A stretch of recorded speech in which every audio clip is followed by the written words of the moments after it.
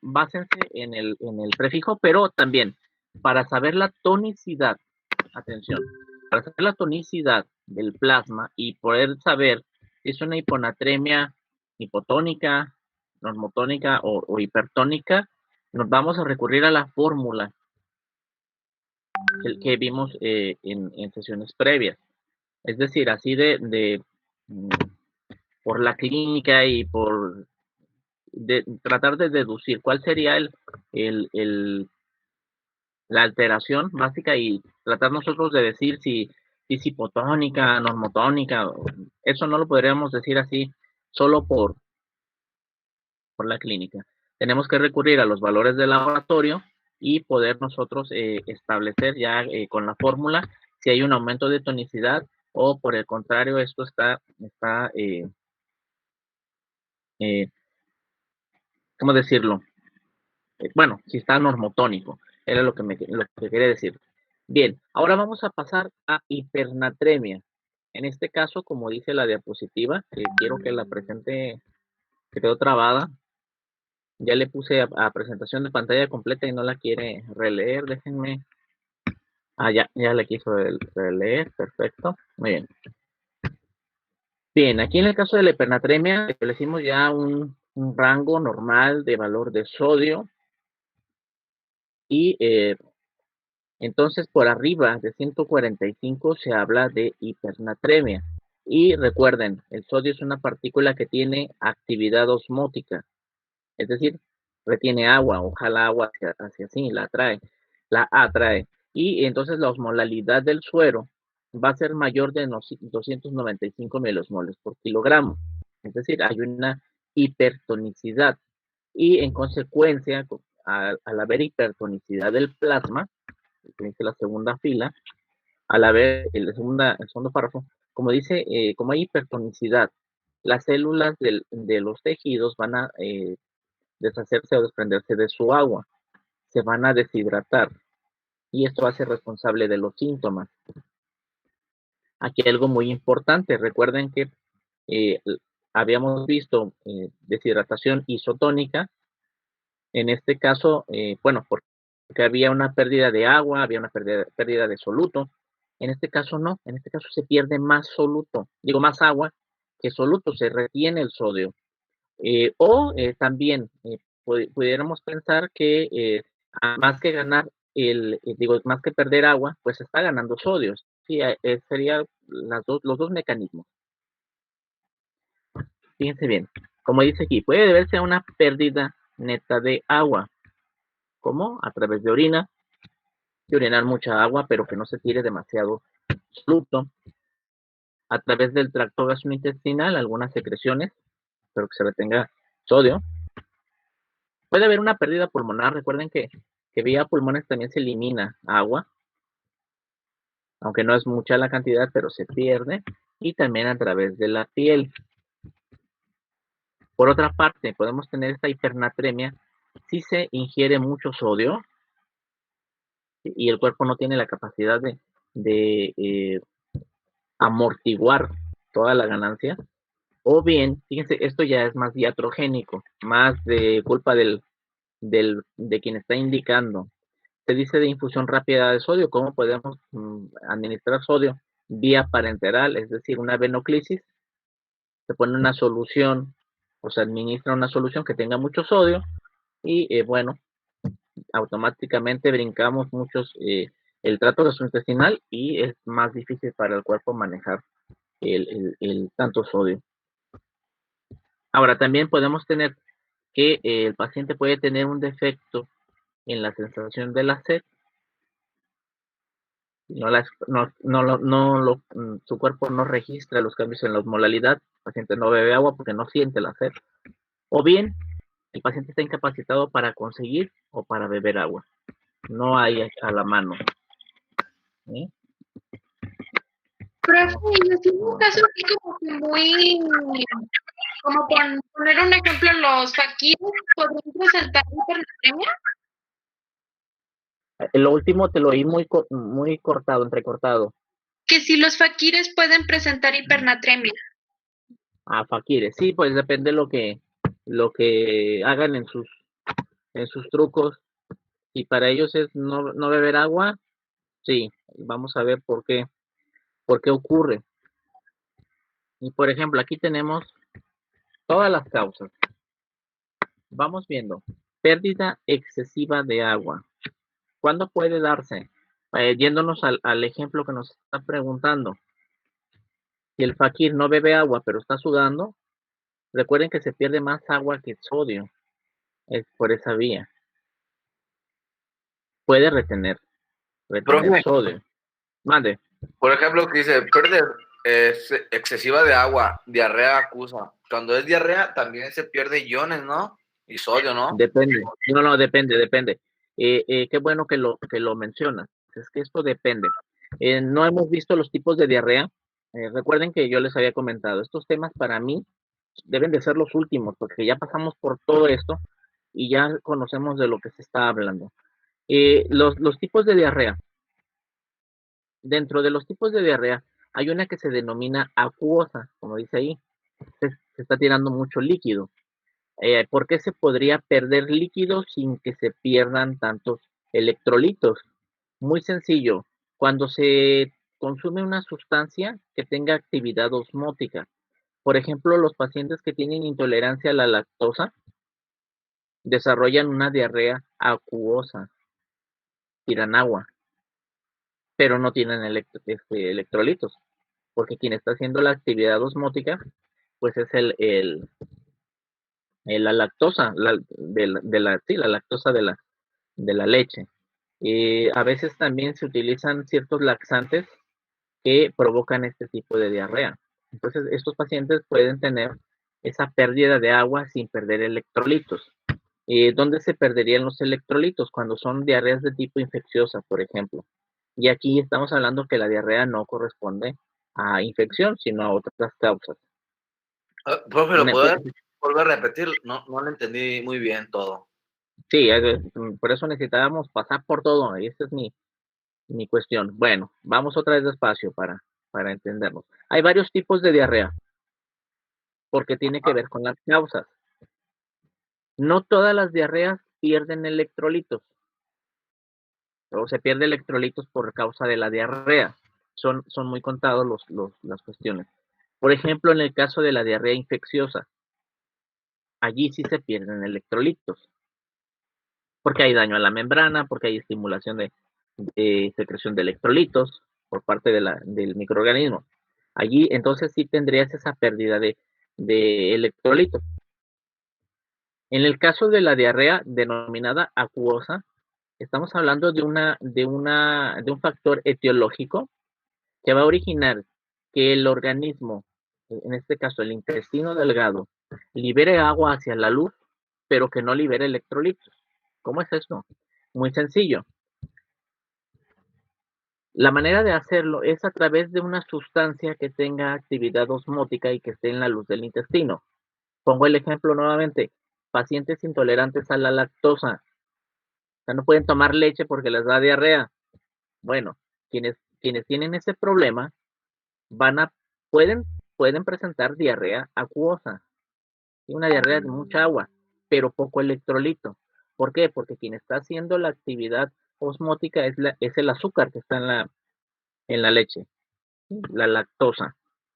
Hay otras situaciones, por ejemplo, hay laxantes que contienen sustancias osmóticas. Entonces, al estar en el intestino, en la luz del intestino, jalan agua desde las células intestinales. Y entonces el quimo, todavía hay quimo y kilo, se diluye por efecto de estas sustancias. Y eso crea heces muy blanditas, aguaditas. Por eso dice aquí diarrea acuosa. Sí, pero se debe al efecto de una sustancia que tiene actividad osmótica y que está jalando el agua desde el intestino delgado y también no le deja reabsorber por parte del colon. No sé si lo expliqué de otra manera, que sí lo hayan entendido, que lo hayan captado. Sí. Sí, profe. Oiga, profe, por ejemplo, lo que pasa en los laxantes, hay como un desequilibrio, o sea, ¿Podría haber alguna manifestación clínica posterior más aguda? Por sonda. Atención, hay pacientes que no pueden alimentarse directamente, se les coloca una sonda nasogástrica, no pueden ingerir el alimento y hay que ayudarles, se coloca la sonda nasogástrica y se les pone una fórmula de alimentación enteral, se llama. Parenteral es por otra vía, distinta al intestino. En este caso, la solución entre sus compuestos lleva elementos que tienen actividad osmótica. Por eso dice alimentación hipertónica. Entonces sería un evento similar a la diarrea acuosa. De hecho, sería algo muy, muy ligado.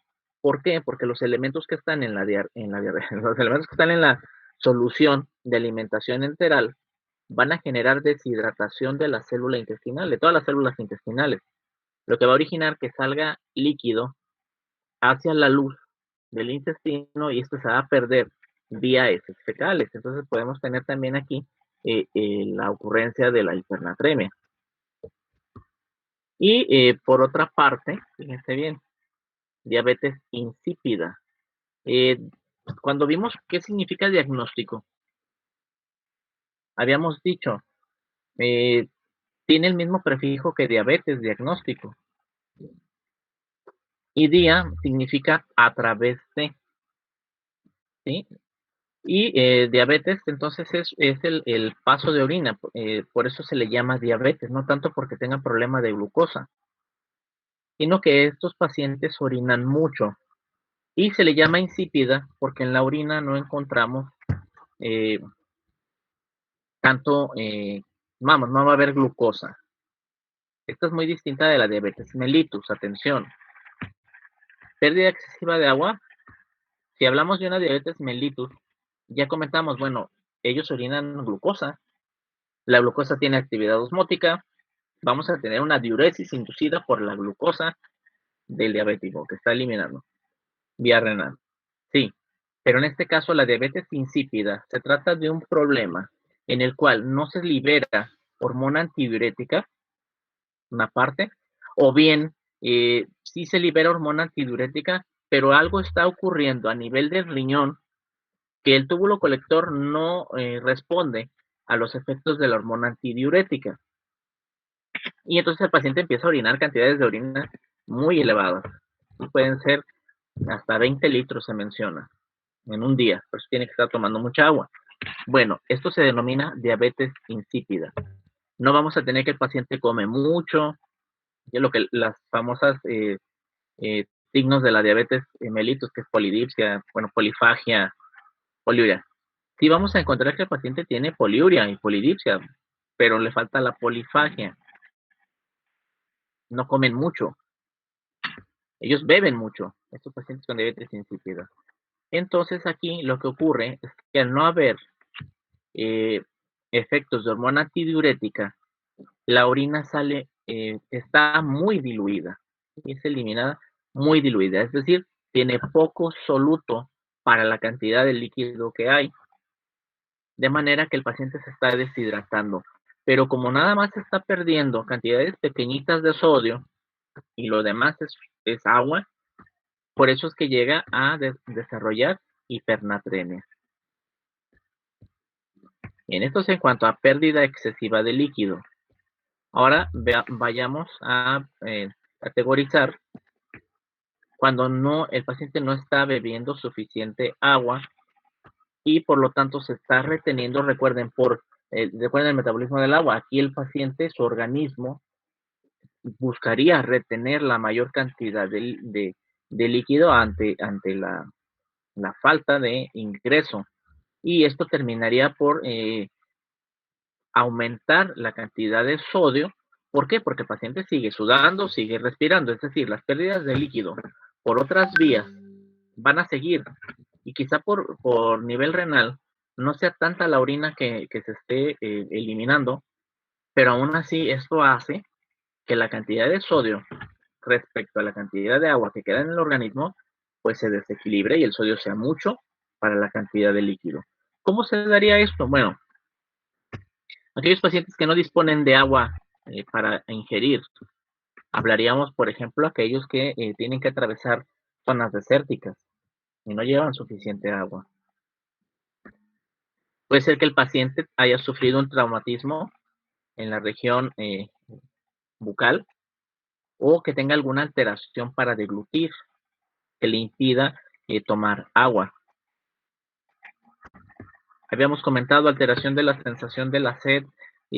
Hay muchos adultos mayores, muchos viejitos, que al irse perdiendo el tejido nervioso, sobre todo también en donde están los receptores de la osmolalidad, falla este sistema y no manifiestan sed, no toman agua, porque no sienten la necesidad de tomar agua. Doctor, ¿eso puede pasar aún en personas jóvenes? No estoy muy seguro, no estoy muy seguro que pueda pasar, excepto que hubiera alguna lesión, digamos, hacia la zona de donde están los hormoreceptores en el hipotálamo. En los adultos mayores se da por alteraciones de pérdida neuronal y por normal del envejecimiento y por alteraciones en la sinapsis, en los mecanismos de transmisión. Y en jóvenes, si es que se llegara a dar, que yo no lo he visto, esto es una hipótesis mía, yo no he visto esos casos, no estoy muy seguro, pero supongo que tendría que ver con que algún traumatismo, alguna lesión altera el centro de la sed, junto con otros, debe de ser pues, el hipotálamo pequeñito, tal vez junto con otros centros. Eso es lo que pienso. Ahí sí, pues voy a buscarle. No Ok. Tengo una duda. Sí, diga. Por ejemplo, que aquí dicen disminución de la ingesta de agua, inconsciencia o incapacidad para expresarse. Por ejemplo, Sí.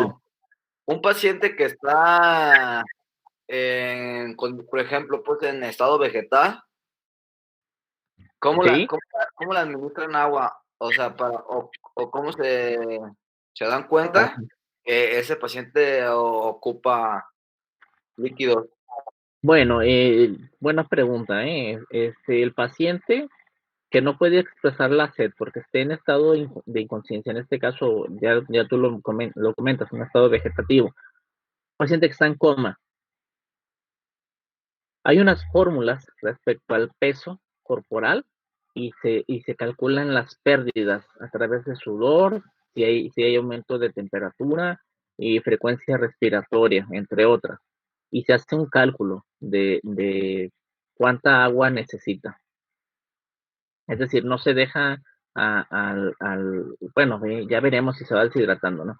No, desde que el paciente ingresa, se hacen esos cálculos se deja una vía, el agua se le va a administrar vía vena, a través de su venoclisis. Pero hay una fórmula para calcular las necesidades de agua, que de momento no la tengo a la mano. Muchas gracias, Doc. Muy bien, gracias. Y qué bueno que lo mencionas también. Personas que tengan incapacidad para expresar sed, como quienes ustedes piensan que no puedan expresar que tienen sed, además de los Los bebés. Los bebés, niños. Bueno. niños y perdón. Pacientes No, sí, me refería a bebés, pero Ajá, sí, perdón. No escuché bien eso último, por favor. Déjeme leer. Estado vegetativo, sí. Bien. Adultos mayores con problemas cognitivos, por ejemplo, demencia, o bueno, para cualquier persona con demencia, aunque no sea adulto mayor, estaría en este supuesto de que no puede expresar la sed. ¿Sí? Y entonces en esos pacientes se tiene que administrar agua por otras vías o hacer que ingiera agua, por ejemplo, los bebés, estar al pendiente. Y nos brincamos una que para mí tiene que ser tocada en este momento. Falta de ingesta de agua, fíjense bien, por razones terapéuticas. Bueno, lo copié del libro, pero yo lo traduciría como prohibición o restricción de ingerir agua por razones terapéuticas. Aquí tiene que ser algo muy juicioso. ¿Por qué? Algo bien razonado. A veces encontramos indicaciones o nos lucimos como médicos en dar indicaciones muy puntuales en el sentido de que, y no me le dan agua, y no le van a dar más que un vasito, y más que un trago. Hay que ver, hay que razonar bien, hay que calcular, por eso les digo, hay fórmulas para esto. Hay que calcular muy bien cuánta agua se puede dar a un paciente. Si no corremos el riesgo al restringirle la ingestión de que forme una hipernatremia.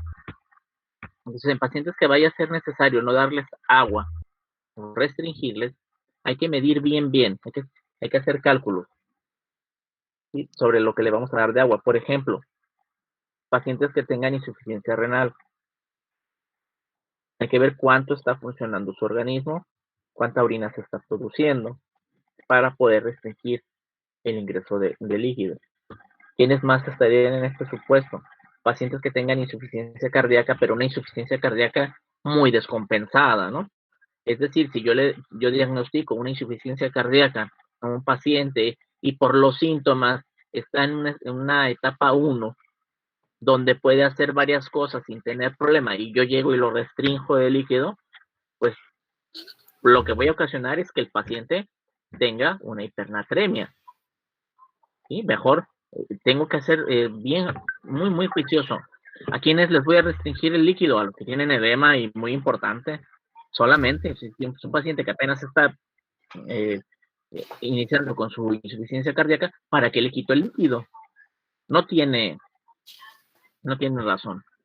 Bueno, esto es en cuanto a la disminución de ingestión de agua. Pero, ¿qué pasa si el paciente consume mucho sodio? ¿Y en qué casos va a ingerir mucho sodio?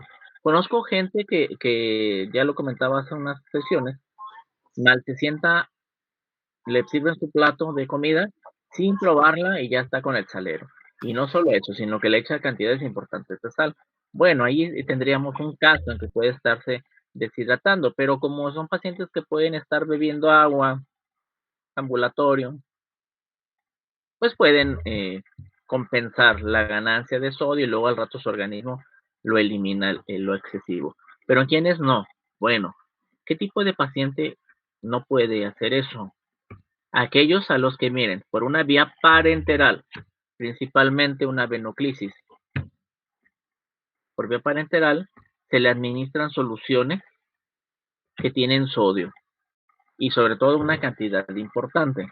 Van a encontrarse ustedes en la clínica, ya cuando estén en las prácticas, que hay una solución que es de sodio, cloruro de sodio al 4.5%. La que normalmente se administra y que tiene una osmolaridad parecida al plasma,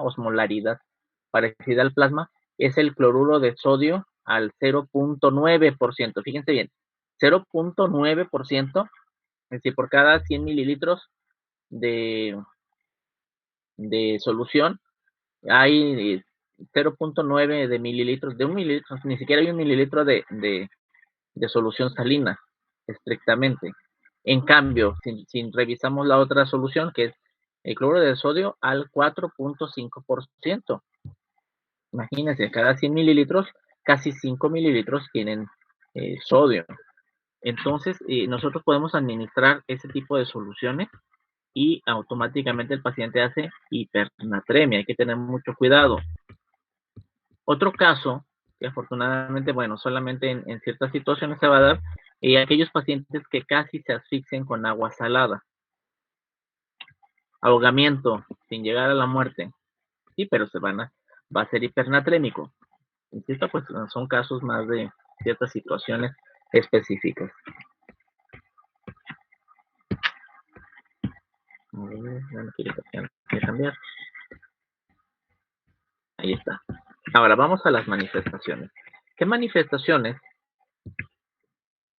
hay de hipernatremia? Bueno, por principio de cuentas, el paciente va a tener un aumento de la osmolalidad.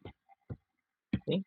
Y aquí recuerden, las manifestaciones van a aparecer y las vamos a leer a la luz de aquella alteración primaria que está ocasionando esta descompensación del sodio. Así, por ejemplo, nos dice, signos compatibles con aumento de niveles de hormona antidiurética. Pero acabamos de decir que hay una alteración específica que tiene que ver con que la hormona antidiurética o no se secreta o no está funcionando.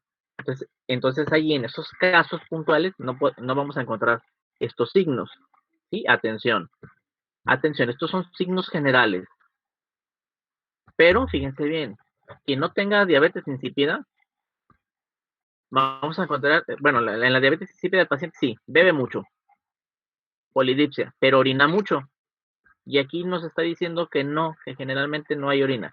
Bueno, a excepción hecha de esos casos donde no está aumentada la diuresis, atención, vamos a encontrar pacientes que orinan poco.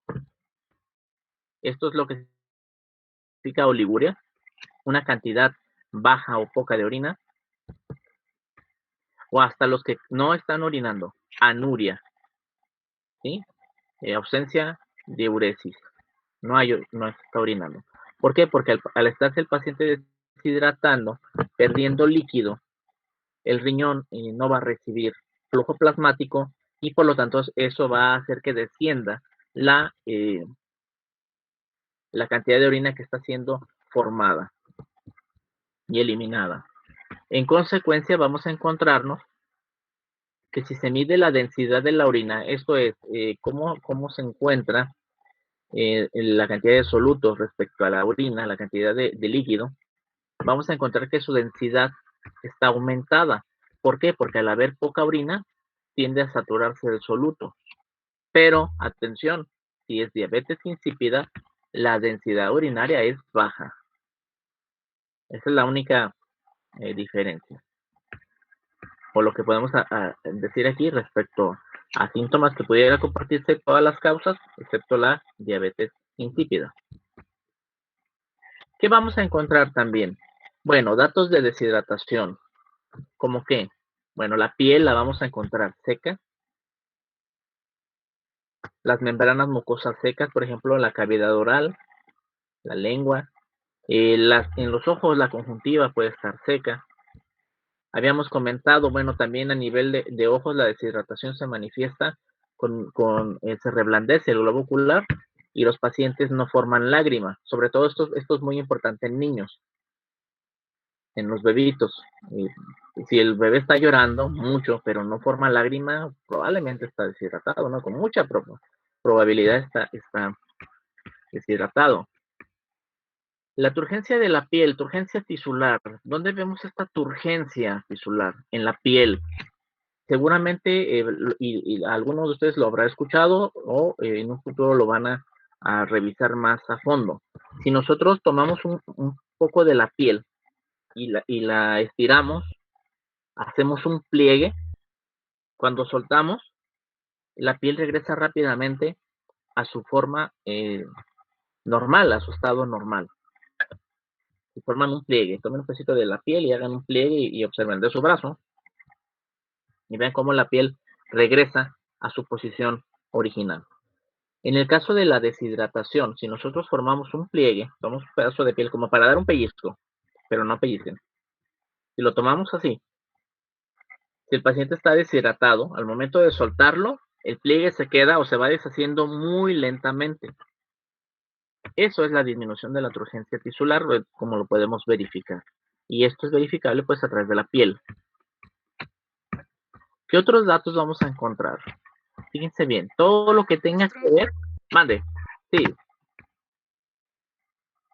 Como por ejemplo en las personas de tercera edad que ya que les pasa eso es por lo mismo de que les falta hidratación o es por lo mismo de que ya tienen arrugas en sus brazos. Bueno, es que como tengo pues sí. es que tengo mi abuelita y, o sea, a veces le agarro la mano y por estar jugando le hago así plieguecitos y a veces no se le deshacen tan rápido. Por eso le preguntaba si es normal de la edad o es deshidratación. No, va a ser normal de la edad y bueno, hay que estarle vigilando la sed. Lo que habíamos comentado, muchos adultos mayores no manifiestan sed. O sea, hay que estarles No, es dando que esa líquido. señora no toma agua a menos de que se la ponga.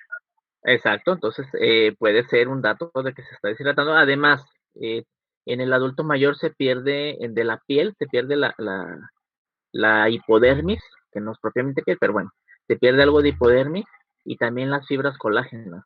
Y la colágena es la que recuerden, los protoglucanos son los que jalan agua, los que retienen agua y le dan su turgencia. Entonces, al irse perdiendo, se van formando las arruguitas y además, bueno, tiende a ser más lento el retorno del estado normal de la piel, pero si estás, ya detectaste que ella no consume agua, o sea, no la pide, a menos que le lleven, pues hay que llevarle su vasito cada cierto tiempo, un vasito de agua. Y está bien así como el de, o sea, como para nosotros que estamos en una etapa, pues se puede decir joven, se nos recomienda de 1,5 litros a 2 litros. En el caso de los adultos mayores, ¿qué sería? ¿1 litro al día o 2 litros? ¿O también se maneja así para nosotros? Depende su gasto energético. Recuerden que comentábamos al inicio de esto de líquidos que por cada 100 calorías quemadas hay que tomar 100 mililitros de agua.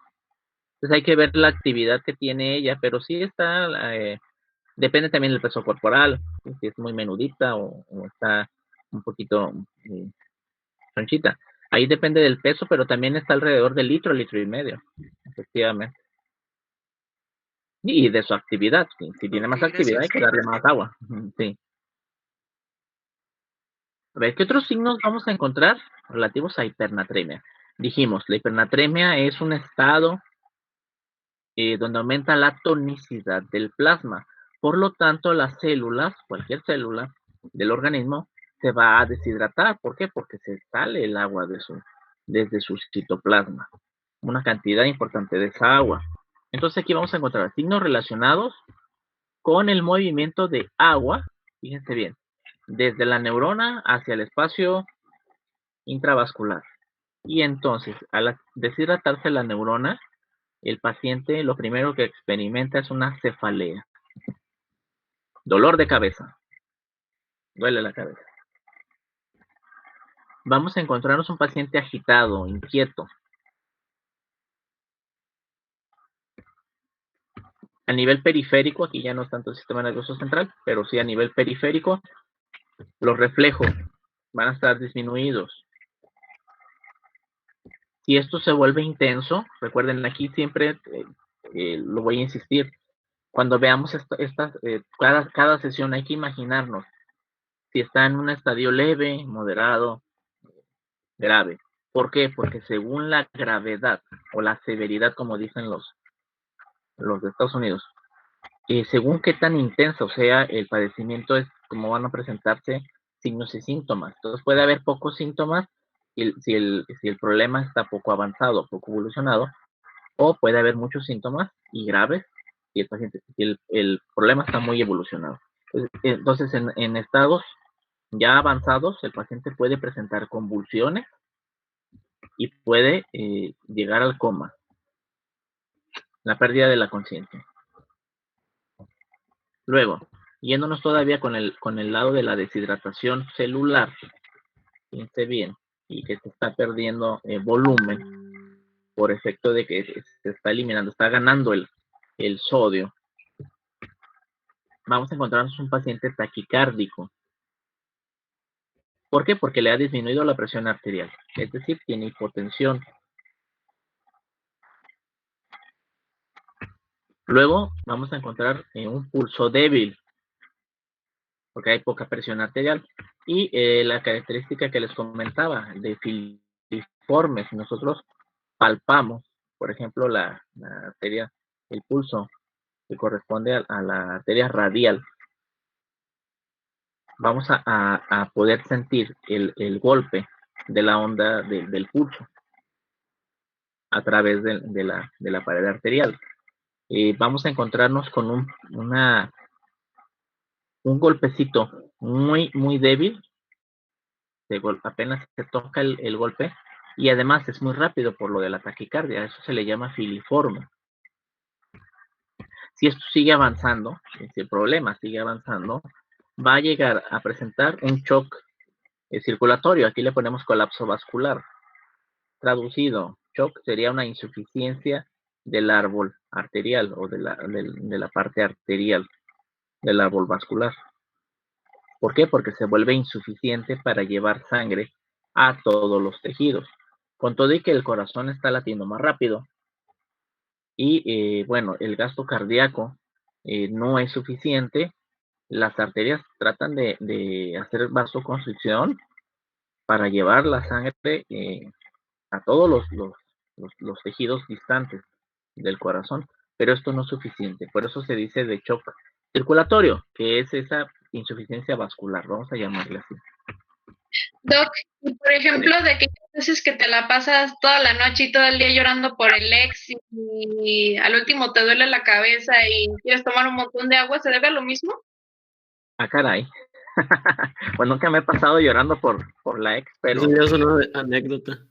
eso es pues, sí, muy anecdótico. Pues, tendría que ser un llanto muy desmedido, ¿no? Pues como era el ex, ha de haber sido un buen partido. ¿Para qué? Para Exacto. llorarle tanto. Sí, oye, no. ¿Pudieron? Si hubo demasiado líquido perdido. Puede ser.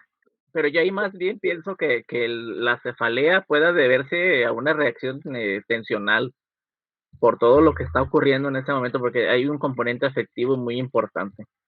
Y entonces en ese componente afectivo tiende a haber contracciones musculares que a veces no son conscientes y esto generar dolor de cabeza. Porque para decir se perdió mucho líquido y se quedó el sodio retenido y por eso me duele la cabeza y estoy tomando agua y me duele la cabeza por eso, tendrías que perder mucho líquido. Y bueno, no sé qué tanto sea el llanto. No me he puesto a verificar, por ejemplo, en casos de duelo, cualquier duelo, si se pierde suficiente líquido a través de las lágrimas. Ahí sí es. Yo leí un cuento, bueno, perdón, sí. profesor, yo Sí, leí un reporte que decía que una viuda se murió por estarle llorando a su prometido. Bueno, perdón, a su esposo. Y que por lo mismo de que estuvo llorando y que, bueno, me imagino que debió haber influido el hecho de que no tomó mucha agua y que al final, porque tanto líquido que estuvo perdiendo, que se murió por deshidratación. Y ahí decía en el reporte deshidratación, pero pues no sé si sea cierto. Bueno, vamos pensando, si nada más está llorando y O se también olvida de... cuando dicen que te mueres de corazón roto. Bueno, pero sí. ese es un síndrome, ¿no? Pero esto ya es otra cosa. Bueno, sí, pero atención, se nos está olvidando algo, estamos dejando de lado algo y es muy importante, el componente afectivo. Entonces, estamos hablando de una persona que sufre una pérdida y que esto le va a llevar a vivir un duelo.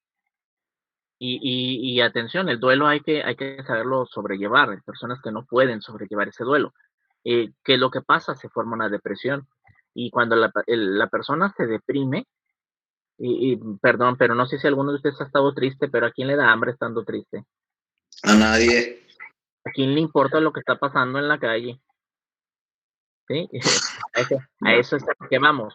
Puede ser que la persona esta que me están comentando, fue tanta su pena, tenía tanto dolor, que se deprimió y entonces ya ni agua ni alimento. ¿Y cuánto tiempo puede vivir una persona sin tomar agua? Pues alguien que tenga buenas condiciones y que les seamos muy optimistas, entre 3 a 4 días sin tomar agua. Tal vez por ahí, por eso lo del reporte pudiera tener cierto ¿cómo se dice? No está tan extraordinario de, ay, ¿cómo es posible? O de ser inverosímil. Más bien sí es plausible o posible. Sí, puede llegar a suceder. Yo pienso que sí, si duró encerrada, llorando, o aunque no estuviera encerrada, pues, pero simplemente llorando, deprimida, sin beber agua, siquiera si se deshidrató. Esa sí la creo. Eso sí es posible. Y bien, bueno, vamos dejando atrás esos temas tan lacrimógenos. No sé que me acuerde de alguna ex y no sé si a llorar. Mande. Sí, tengo una duda de la lámina anterior. Decía que podía ocasionar taquicardia o disminución de la presión arterial, pero son cosas muy diferentes. Entonces quedé con la duda en cómo puede Sí. Por ejemplo, cuando estamos hablando de pérdida de líquido por cualquier causa, vámonos a la deshidratación. En sí, no solo con hipernatremia. Cualquier forma de deshidratación va a ocasionar que, por principio de cuentas, baje la presión arterial. Entonces, al disminuir la presión arterial, el organismo va a buscar la manera de llevar más líquido a los tejidos. ¿Qué es lo que se hace? Entra en marcha el sistema nervioso autónomo a través del simpático y se libera adrenalina. Pero por mucho que se haga la vasoconstricción a nivel periférico, pues no vamos a tener un aumento notorio de la tensión arterial. ¿Por qué? Porque no hay líquido. Y habíamos comentado en fisiología, recuerden la clase de fisiología, ¿qué se necesita para que haya presión arterial? Se requiere gasto cardíaco en primer lugar, que el árbol vascular esté indemne, es decir, que no tenga un daño, y se necesita viscosidad de la sangre, cierta viscosidad. Pero entonces aquí estamos hablando de que no hay sangre, hay menos, cantidad de sangre, pues si no hubiera sangre estuviera muerto, hay menos cantidad de sangre y por lo tanto no alcanza el árbol vascular a llevar a todos los tejidos. Pero el corazón está recibiendo la influencia del sistema nervioso autónomo y está con taquicardia. Es un intento por aumentar el gasto cardíaco. Por eso es que encontramos estos dos datos. Uno esperaría que al subir la frecuencia cardíaca subiera la presión arterial, pero solamente, fíjense bien, esto lo vamos a ver posible si al aumentar la frecuencia cardíaca aumenta el gasto cardíaco.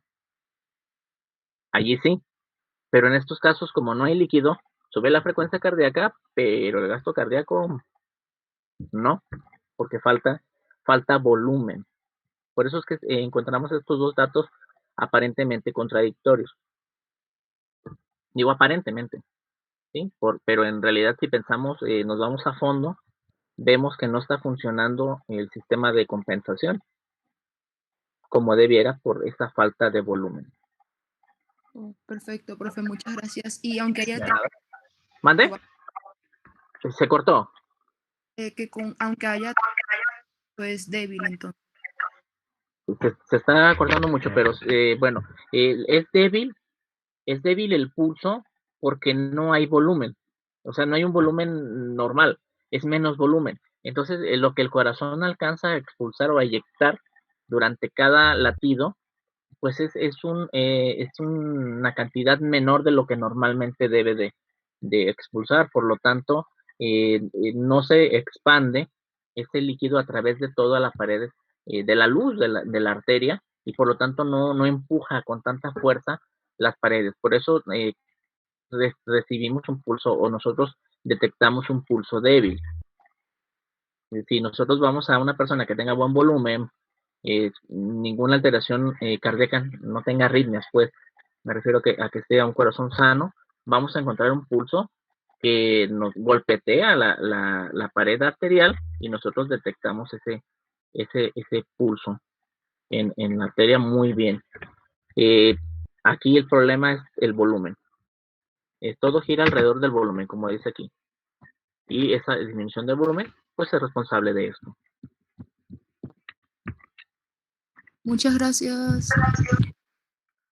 Bien, ahora fíjense bien, me gustaría terminar lo de alteraciones del sodio con este dibujo, con este esquema.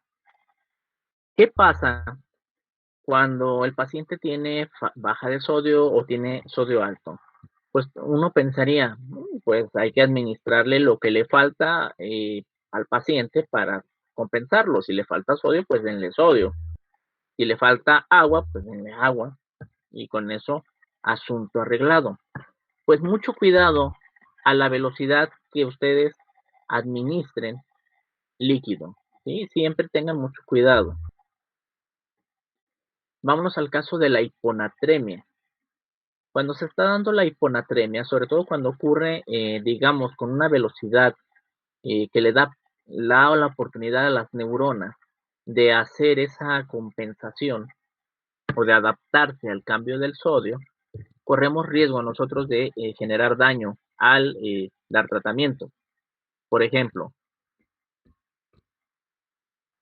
la neurona, para adaptarse ante la falta de sodio en el plasma, se deshace de algunos componentes que tienen osmolalidad. Por eso dice osmoles orgánicos. Estos osmoles le ayudan a estar isotónica a la neurona respecto al plasma, para que no haya ese movimiento de líquido a través de la membrana, porque está isotónico el asunto.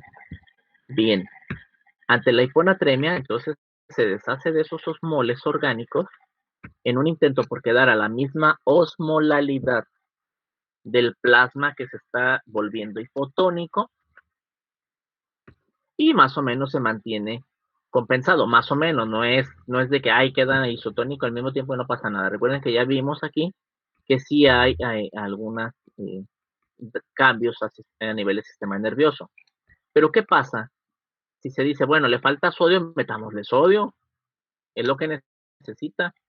Hay que volver al plasma nuevamente isotónico porque le falta, ahorita está hipotónico, le falta el sodio. Bueno, si se hace un tratamiento de reposición rápido, se administra una solución salina para reponer el sodio, se corre el riesgo de cambiar la tonicidad del plasma porque no se le da tiempo a la neurona de adaptarse. Entonces, de ser hipotónico, yo le administro el sodio pensando que lo voy a volver isotónico, pero ese aparente volumen vascular que recupera su osmolalidad queda respecto a la neurona hipertónico. Por lo tanto, voy a deshidratarla y se establece algo que es la lesión desmielinizante, sobre todo en las neuronas del puente cerebral, puente de Barolio.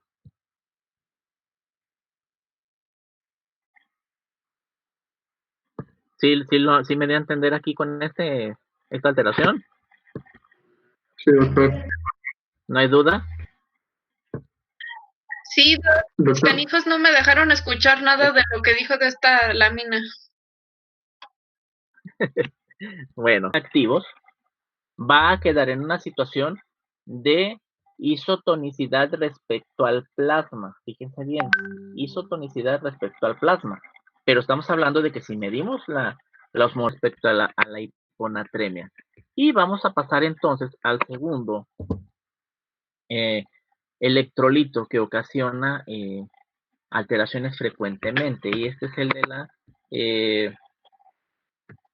¿cuál sigue? El del potasio. Entonces voy a quitar mi presentación para pedirle a los compañeros que les tocó hablarnos del metabolismo del potasio, proyecten su presentación. Entonces vamos quitando. Dejarle presentar. Listo.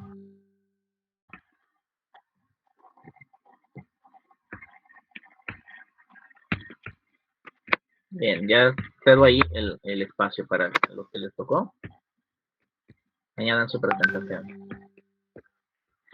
Ok, compañeros, nuestro equipo está conformado por Fátima Álvarez, Sebastián Medina y Michelle Carolina.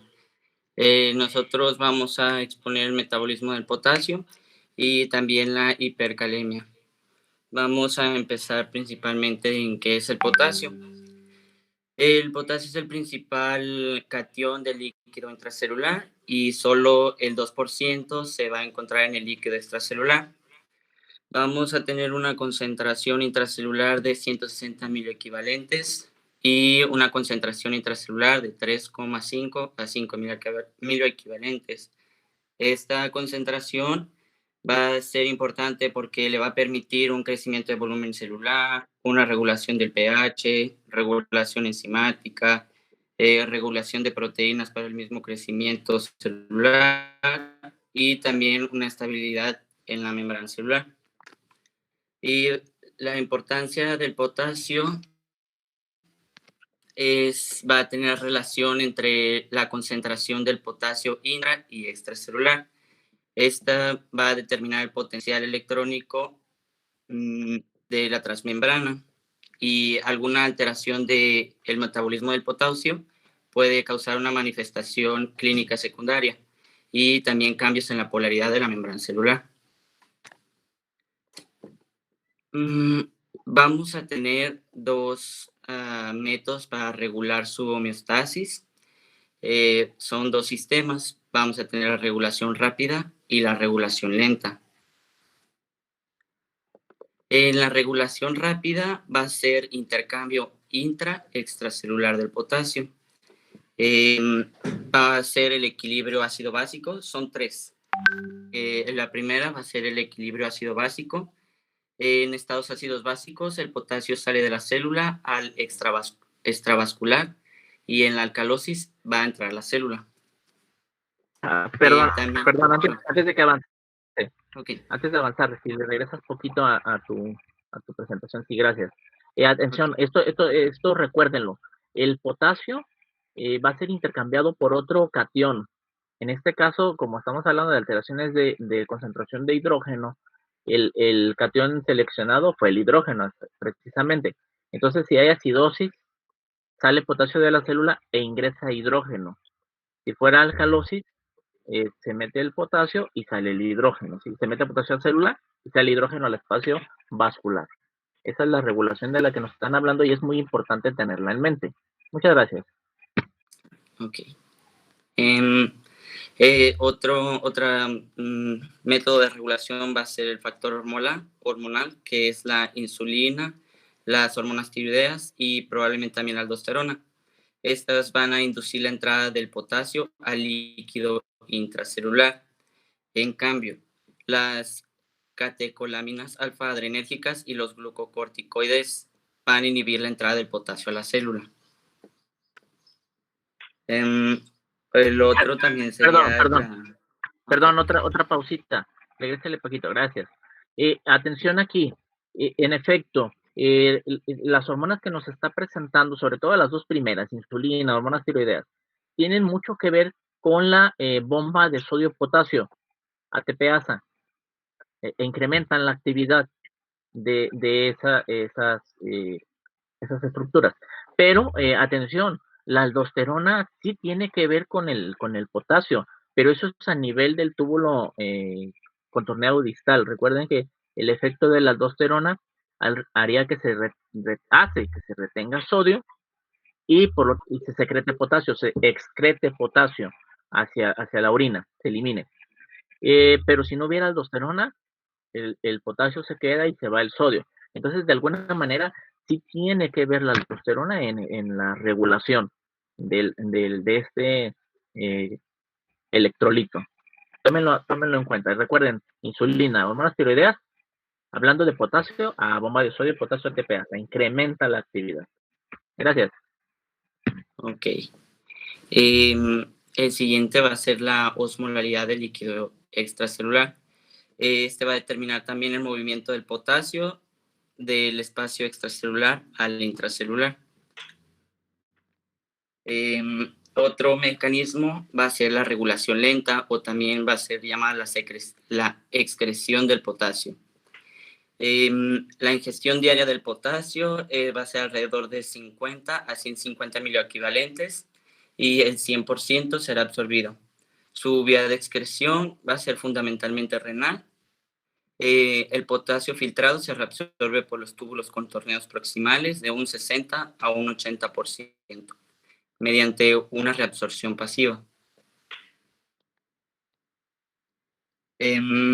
La parte descendente del asa de Hele es a la inversa, el lugar de secreción del potasio en el intersticio hacia la luz tubular. En la parte ascendente del asa de Hele, principalmente la rama ancha, se produce una reabsorción neta del potasio. Y en el túbulo contorneado distal será el lugar débil de secreción del potasio, mientras que en los segmentos correspondientes al túbulo conector y canal colector cortical son principales lugares en los cuales se produce la secreción del potasio. Asimismo, el canal colector medular interno. El potasio será secretado y reabsorbido según las condiciones fisiológicas. Ahorita las voy a mencionar. Muy bien. Ok. ¿Iba a decir algo, profe? No, está bien.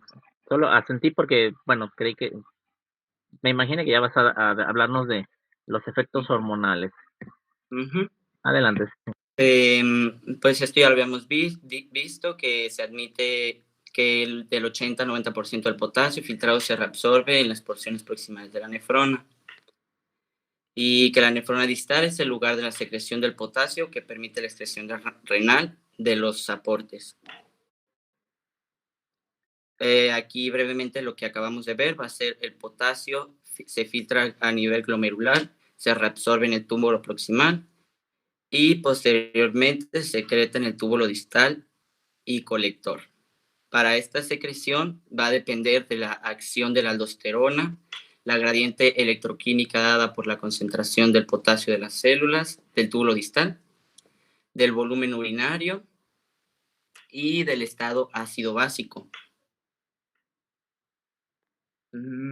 Aquí ya pasaríamos a la otra presentación.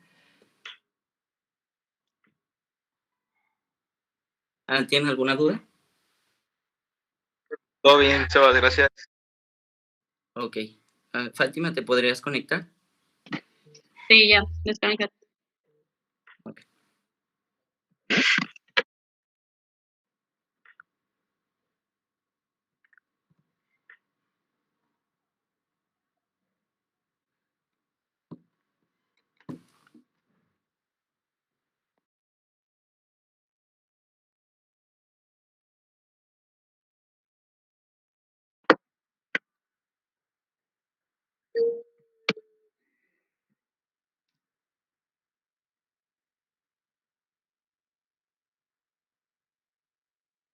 ¿Sí se ve, verdad?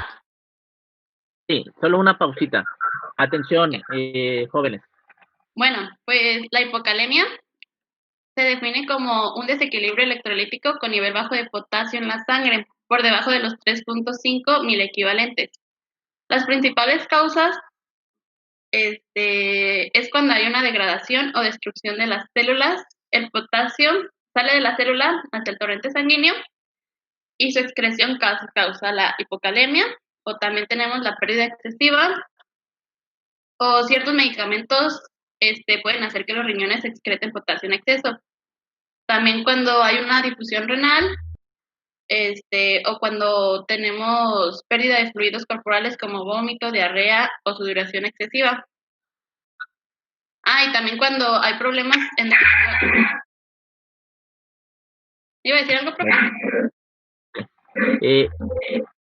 Aquí en la diapositiva dice retribución entre los compartimentos, pero por lo que nos estás comentando, la palabra sería redistribución, o sea, un reparto nuevo de la cantidad de potasio entre el espacio intravascular y el extracelular, digamos, intersticial, y el que es intracelular. Entonces aquí sería redistribución, por lo que nos estás diciendo, de cómo se va metabolizando. Sí, aquí nomás la palabra, pónganle redistribución, y mentalmente los compañeros. Eso sería todo, gracias. Sí. Perdón. La hipocalemia se divide como en 3 etapas. Cuando hay un consumo insuficiente leve, las causas más comunes pues es el vómito, la diarrea, algo leve. Se debe de consumir debemos de consumir de 40 a 50 milequivalentes por litro al día para compensar las pérdidas obligatorias que se pierden. Cuando hay una pérdida excesiva, los riñones carecen de mecanismos homeostáticos necesarios para conservar el potasio durante pérdidas de consumo insuficiente. Unos síntomas pues es el vómito y la diarrea, el consumo de pastillas, y a veces tenemos como consecuencias daños en la piel. Aquí está lo que me dijo. Perdón. yo pienso, la diapositiva previa, más bien serían causas, ¿no? De hipocalemia. Ajá. Síntomas, porque la ingesta de diuréticos va a generar que se pierda potasio. Ajá. Entonces, lo de aquí no son síntomas, son causas. Ah, ok. Ajá. Se oye muy feo su micrófono, parece psicofonía cuando hablo. Bueno, adelante. Cuando tenemos la distribución entre los compartimientos, pues es de líquido extracelular a líquido intracelular, puede producir notables descensos en el potasio sérico. Los fármacos desvían el potasio a la célula y causan hipocalemia transitoria, y la insulina intensifica el movimiento de glucosa y potasio hacia la célula. Cuando hay una pérdida excesiva, tenemos como síntomas malestar en general, fatiga, debilidad, náuseas y vómito, confusión, alcalosis metabólica, arritmias y cambios en el electro y un aumento de sed. Y como tratamiento, cuando es leve, pues nada más es suplementar la dieta con alimentos ricos en potasios como naranja, plátano, tomate y kiwi. Cuando es una moderada, pues es un aporte oral de potasio. Y cuando ya es grave, pues se administra una intravenosa. Y ya sigue mi compañera. Ok. ¿Le puedes cambiar, por favor? Y bien, pues la hipercalemia sabemos que es pues el nivel alto o el aumento de concentración pues del potasio, por encima pues de los 5 equivalentes por litro. Esto puede dividir en tres. La primera sería pues la hipercalemia leve, que va desde los 5.5 a los 6.5 microequivalentes por litro. Después sigue la hipercalemia moderada, que esta pues se encuentra de los 6.5 a los 7.5 microequivalentes por litro. También la hipercalemia severa, pues esta ya es mayor a 7 equivalentes por litro. En esto, bueno, va a haber una disminución de la eliminación renal. De igual manera se va a notar un desplazamiento del potasio del comportamiento del líquido extracelular y también intracelular. ¿Le cambias, por favor? Antes de que le cambie, una duda, regrésele poquito, una nota. En el caso de la hipercalemia, tengan en mente que los pacientes que están en mayor riesgo de presentar hipercalemia son aquellos que tengan algún problema renal. ¿Por qué? Porque son los en quienes más difícilmente se va a compensar la ganancia. Por ejemplo, nosotros nos dijeron 150 mil equivalentes necesitamos de consumir. ¿Cuánto potasio estaremos consumiendo? Y sobre todo cuando comemos alimentos ricos en potasio, jitomate me viene a la mente, ¿no? Y un jugo de naranja. ¿Por qué no hacemos hipercalemia transitoria? ¿Qué es lo que pasa? Bueno, que se ponen en marcha los mecanismos de compensación, por ejemplo, lo que tienen aquí, desplazamiento del potasio. Este ingresa a la célula y por eso no queda haciendo cambios en la concentración. Entonces, los susceptibles son aquellas personas que tengan esa dificultad para metabolizar el potasio, los que tengan daño en la eliminación renal, aquellos que ya están saturados, y aquí sería compartimento, no comportamiento, más bien compartimento de líquido intracelular al extracelular, se desplaza el potasio, o bien, como bien dicen acá en este otro lado, hay una administración excesiva de potasio. Esas serían las causas. Adelante, por favor. ¿Me lo puedes cambiar, por favor? Bien, pues en las causas vamos a encontrar lo que, como dijo el doctor, va a haber una insuficiencia renal. Usualmente pues afecta a los pacientes con renal crónico. Va a haber diuréticos ahorradores de potasio, así como por ejemplo la furosemida, que esta pues actúa en el aumento de la eliminación de la orina y también reduce la presión arterial. También va a haber la acidosis metabólica una ingestión oral y y de administración excesiva de potasio. Y pues ya, como luego lo que le dijo el doctor, a ver, usualmente esto se relaciona más con pacientes que tienen enfermedad de insuficiencia renal crónica. ¿Le cambias, por favor? Bien, en las manifestaciones clínicas, lo primero que vamos a encontrar es la paresthesias. Bueno, esta es por la sensación de hormigueo o pinchazones generalmente que pueden producirse en los brazos, en las manos, en los pies y también pues en las piernas. También vamos a encontrar... ¿Perdón? Respecto a las parestesias, para darnos una idea, ¿alguna vez les habrá ocurrido que se quedan dormidos sobre alguno de sus brazos y cuando se despiertan no pueden mover el brazo y se siente que están los piquetitos? Más o menos, para darnos una idea, esa sería la sensación de parestesia. Ok. También vamos a encontrar lo que son las náuseas y el vómito, cólicos abdominales, debilidad, parálisis, debilidad y calambres musculares. ¿Le cambias, por favor? En el tratamiento va a ser glutamato de calcio de 10 a 20 mililitros al 10% de antogenasa de efecto cardíaco y también va a ser el bicarbonato de sodio de 44 a 37 equivalentes, desplazamiento de potasio al interior de la célula. Y pues bueno, es todo por nuestra parte.